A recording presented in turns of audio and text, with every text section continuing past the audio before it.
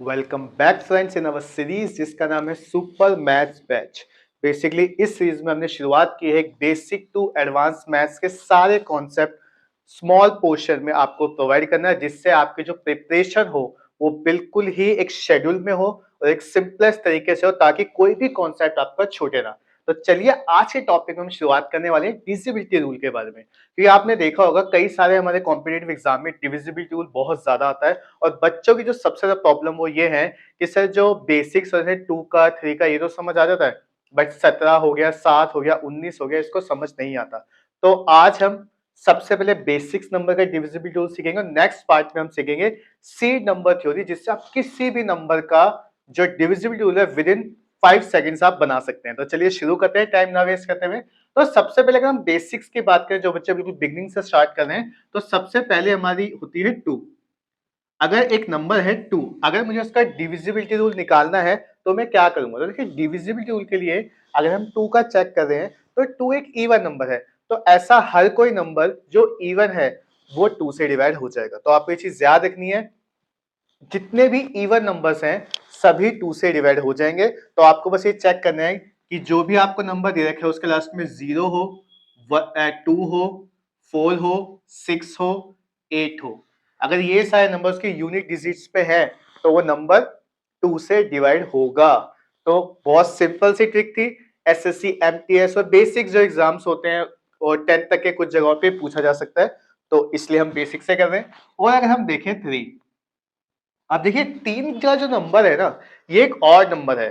तो odd number के लिए क्या चीज चाहिए हमें? ऑड नंबर के लिए चीज याद रखना आपको कि जो भी नंबर लिखा हुआ है उसका सम जो होना चाहिए वो 3 से डिविजिबल होना चाहिए। मतलब कि कोई नंबर है, सपोज कीजिए मैं 81 चेक करना चाहता हूँ, तो क्या 81 3 से डिविजिबल है? तो चेक करने के लिए हमें क्या करना है, इन दोनों डिजिट का सम करना है, 8 प्लस 1। तो 8 प्लस 1 कितना होता है? 9। क्या 9 3 से डिविजिबल है? तो आंसर इज यस, 9 3 से डिविजिबल है। एक नंबर और चेक करके देखें, तो वो है 369। अगर मैं लेता हूं 369, तो देखिए 6 प्लस 3 9, 9 प्लस 9 आपका हो गया 18। तो क्या 18 3 से डिविजिबल है? तो आंसर इज यस, 18 3 से डिविजिबल है। दैट्स व्हाई 369 जो है वो भी किससे डिविजिबल है? आपका 3 से डिविजिबल। देखिए कितना इजी है। बट हम लोग जब शेड्यूल में नहीं करते, जब हम लोग सिस्टमेटिक तरीके से नहीं करते चीजों को, अपने टॉपिक्स को, तो प्रॉब्लम हो जाती है। अब आप देखिए एक नंबर है 4, ठीक है ना। अब 4 जो है, सपोज मैंने एक नंबर लिखा, जैसे आप वो करते हो रीजनिंग में कैलेंडर पढ़ते हैं, तो वहां पे ये चीज बहुत ज्यादा आती है कि ये लीप ईयर है या नहीं। तो बच्चे बड़ा कंफ्यूज हो जाते हैं कि लीप ईयर है नहीं, कैसे पता करें। जो स्टूडेंट्स बिगिनिंग में होते हैं तो ये चीज याद रखें, जैसे ईयर रखा है 2048, क्या ये लीप ईयर है? अब कैसे पता चलेगा? तो सिंपल से देखिए, जो लास्ट की 2 डिजिट्स है ना आपकी, क्या ये 4 से डिविजिबल है? तो 48 4 से डिविजिबल है, दैट्स व्हाई ये नंबर लीप ईयर है। तो सिमिलरली अगर हमें किसी भी नंबर को चेक करना है 4 से डिविजिबल है या नहीं, तो लास्ट की जो 2 डिजिट्स हैं वो अगर 4 से डिविजिबल है, तो पूरा नंबर चाहे वो कितना भी बड़ा हो वो 4 से डिविजिबल होगा। सो आई होप ये आपको समझ आया होगा। चलते हैं नेक्स्ट ट्रिक के ऊपर। नेक्स्ट ट्रिक है हमारी 5। अब देखिए, अगर आपको चेक करना है कोई नंबर 5 से डिविजिबल है या नहीं, तो सिंपल सी बात है, उसके लास्ट में 5 होना चाहिए या 0 होना चाहिए। इसके अलावा कुछ भी नंबर है तो वो 5 से डिविजिबल नहीं होगा। तो जैसे कि एक नंबर लिखा हुआ है 2 3 5, लास्ट में 5 आ गया तो ये नंबर 5 से डिविजिबल होगा। एक नंबर है मान लीजिए 2 3 5 6 0, ये नंबर के लास्ट में 0 है या 5 है, कोई भी नंबर के पीछे लास्ट में 5 है या 0 है, तो वो नंबर आपका 5 से डिविजिबल होगा। तो आपको समझ आ गई ये चीज। चलिए आगे बढ़ते हैं। एक और नंबर है 6। देखिए अगर मैं 6 का डिविजिबिलिटी सीखना चाहता हूं तो मुझे कुछ नहीं करना। अगर मैं 6 के देखिए प्राइम फैक्टर्स बनाता हूं, तो 6 का प्राइम फैक्टर्स क्या हो जाएंगे? 2 एंड 3। तो ऐसा कोई भी नंबर जिसपे 2 एंड 3 का डिविजिबिलिटी लग रहा है, वो जो नंबर है वो 6 से डिविजिबल होगा। तो मैंने क्या बोला कि ऐसा कोई भी नंबर जिसके ऊपर 2 और 3 का डिविजिबिलिटी लग रहा है वो आपका 6 से आपका इज। अब देखिए 2 का डिविजिबिलिटी क्या था आपका? तो 2 का डिविजिबिलिटी था आपका कि जो यूनिट डिजिट है वो कितनी हो? वो आपकी इवन होनी चाहिए, और 3 का क्या था जो सम है वो आपका क्या होना चाहिए, जो सम है आपका वो होना चाहिए क्या चीज, 3 से डिविजिबल। एक नंबर चेक करते हैं, जैसे एक नंबर है 216। अब 216 क्या 6 से डिविजिबल है? चेक करने के लिए हम क्या करेंगे, सबसे पहले देखें 2, क्या इसकी यूनिट डिजिट 2 से डिविजिबल है, मतलब इवन नंबर है? तो सर बिल्कुल, कैसी बात कर दी, 6 तो हमारा इवन नंबर है ना, तो यस 2 जो है वो 2 वाली जो रूल है वो इसके ऊपर एप्लीकेबल हो रहा है। अब 3, क्या इन तीनों का सम जो है वो 3 से डिविजिबल है? तो 6 प्लस 1 7, 7 प्लस 2 9। यस सर, 9 तो 3 से डिविजिबल होता है, तो दैट्स वाई इस नंबर के ऊपर ये रूल और ये रूल दोनों अप्लाई हो रहे हैं, दैट्स वाई ये नंबर 6 से डिविजिबल होगा। सो आई होप आपको अच्छे से समझ आया। थोड़ा सा और आगे बढ़ते हैं, अब बात करते हैं हम 8 का डिविजिबिलिटी रूल क्या कहता है। तो देखिए एक नंबर है 8, अगर मुझे बात करनी क्या 8 का डिविजिबिलिटी रूल क्या होता है, तो आप देखिए हमने देखा 2 का डिविजिबिलिटी रूल क्या था कि लास्ट वाली जो यूनिट डिजिट है वो 2 से डिविजिबल हो। 4 का डिविजिबिलिटी रूल हमने क्या देखा, लास्ट की जो 2 डिजिट्स है वो क्या हो, 4 से डिविजिबल हो। 8 में क्या है फ्रेंड्स, जैसे एक नंबर लिखता हूं 8 5 1 2, मतलब जो लास्ट की 3 डिजिट्स है वो 8 से डिविजिबल होना जरूरी है। तो अगर लास्ट की 3 डिजिट्स 8 से डिविजिबल है तो ये पूरा नंबर ही 8 से डिविजिबल होगा। तो ये जो ट्रिक्स होती है ना, ये जो छोटे छोटे रूल्स होते हैं, ये आपको बहुत हेल्प करते हैं जब आप मिडिल टर्म स्प्लिट कर रहे होते हैं, जब आप चेक कर रहे होते हैं, डिविजिबिलिटी रूल लगा रहे होते हैं, तो वहां पे ये चीजें बहुत ज्यादा आपको इस्तेमाल करती है, स्पेशली आपका जब आप एलसीएम ले रहे होते हैं तब भी आपको बहुत ज्यादा हेल्प करता है।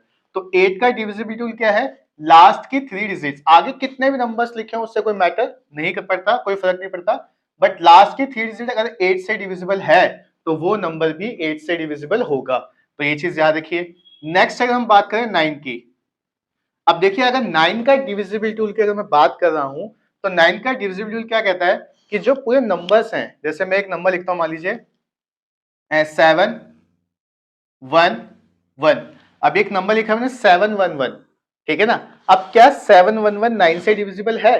तो मुझे कैसे पता चलेगा, इन तीनों का सम निकालिए, 7 प्लस 1 8, 8 प्लस 1 9, तो क्या 9 से डिविजिबल है? तो आंसर इज यस, 9 तो डिविजिबल हो रहा है, तो दैट मींस ये नंबर भी 9 से डिविजिबल होगा। करके देखें, तो 7 1 1, यहाँ रखा हमने 9, तो अब देखिए 9 का टेबल पढ़िए, तो 9 7 सा 63, अब कितना बचा, 7 1 8, 8 9 81, तो मतलब ये नंबर डिविजिबल हो रहा है क्योंकि रिमाइंडर हमारा 0 बच रहा है।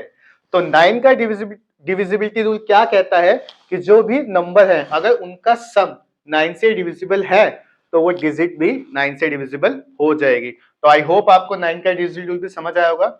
एक और अगर हम बात करें वो है 11। तो देखिए किसी भी नंबर को अगर मुझे चेक करना है क्या वो 11 से डिविजिबल है या नहीं है, तो देखिए मैं एक नंबर लेता हूं, सबसे पहले नंबर है मान लीजिए 2 3 5 6 4 1, ठीक है ना। अब ये वाली जो ट्रिक है इसको थोड़ा सा ध्यान देने वाली बात है।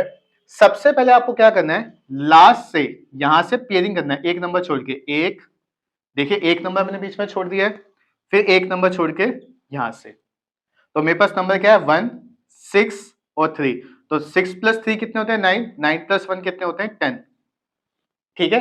अब क्या करना है, जो हमने नंबर छोड़े उनको ऐड कर लीजिए, 4 प्लस 5 9, 9 प्लस 2 11, ठीक है ना। तो हम क्या करेंगे, माइनस कर देंगे 11, तो आप इसको मॉड्यूलस में रखिए, प्लस माइनस की टेंशन मत लीजिए, तो आपके पास जो भी बचेगा वो 1 बचेगा।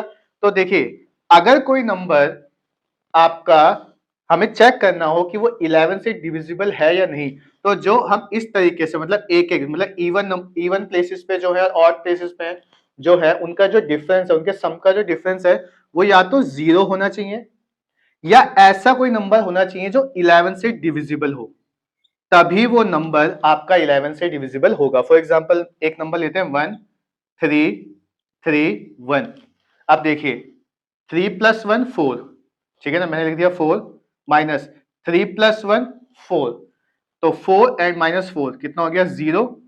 तो मैंने क्या कहा था, अगर कोई नंबर 11 से डिविजिबल हो तो उस पर क्या लगेगा, एक तो उसकी जो डिफरेंस हो, मतलब जो इवन प्लेसेस और ऑड प्लेसेस का जो सम का डिफरेंस हो या तो 0 हो या 11 से डिविजिबल हो।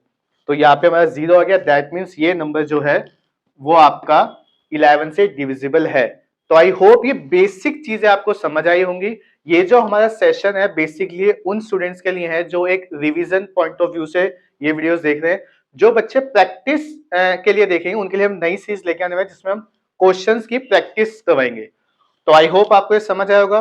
और इसके अलावा आजकल एसएससी बहुत सारे ऐसे क्वेश्चंस दे रहा है जिसके अंदर 17, 23, 39 मतलब इस टाइप के नंबर्स आते हैं।